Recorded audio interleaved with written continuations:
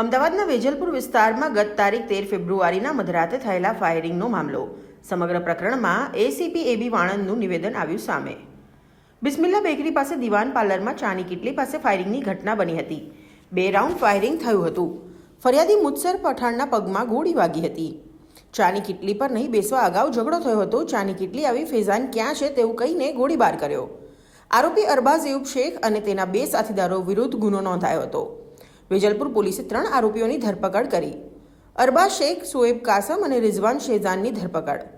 અરબાઝ શેખ સમગ્ર ગુનાનો મુખ્ય આરોપી. તેની પાસેથી પોલીસે પિસ્તોલ કબજે કરી. આ પિસ્તોલ સુરતથી અજય નામના વ્યક્તિ પાસેથી અરબાઝ લાવ્યો હતો. આરોપીઓએ ચાની કિટલીએ આવી ગાળો બોલીને જાનથી મારી નાખવાની ધમકી આપી. ફરિયાદી પર ગોળી ચલાવતા જમણા પગમાં ઈજા થઈ. બીજી ગોળી ચાની કિટલી તરફ ચલાવવામાં આવી.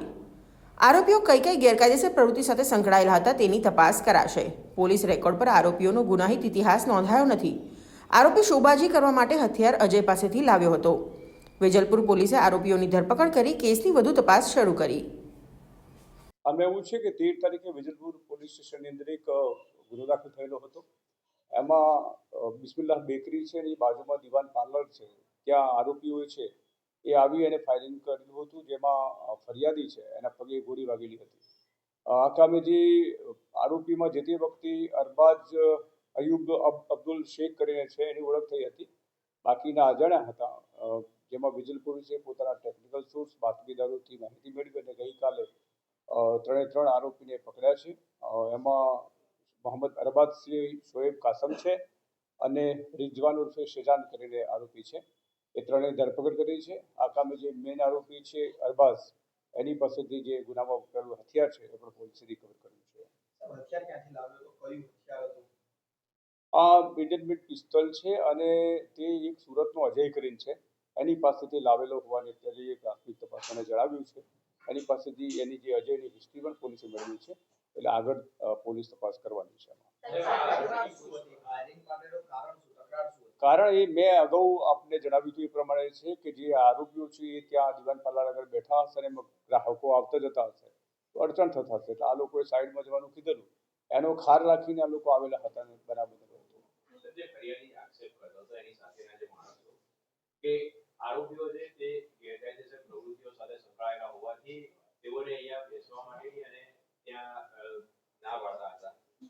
તપાસ દરમિયાન એવું કંઈ ગુનાહિત ઇતિહાસ અથવા તો અન્ય કોઈ એવી અસામાજિક પ્રવૃત્તિમાં સંકળાયેલા હોય સામે આજે આરોપી 3 છે એની કોઈ પોલીસ રેકોર્ડ પર ગુનાહિત હિસ્ટ્રી નથી.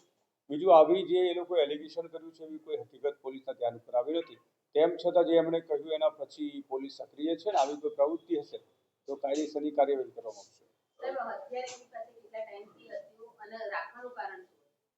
નહીં, હથિયાર તો એ જ્યારે એની સાથે પહેલા કામ કરતો હતો, મજૂરી કામ એ વખતેથી ને અજય સાથે ત્યાંથી કોન્ટેક્ટમાં હતો, એટલે એણે મેળવેલું હતું અને એમ કે શોબાજી કરવાના ઉદ્દેશથી રાખેલું હોવાનું જણાવ્યું છે. પણ ખરેખર જે સાચું કારણ શું છે એ હવે પૂછપરછ ચાલુ છે, એટલે ખબર પડી જશે. 2 રાઉન્ડ ફાયર થયા હતા, એમાંથી એક વાગ્યો હતો અને એક ખાલી ગયો હતો.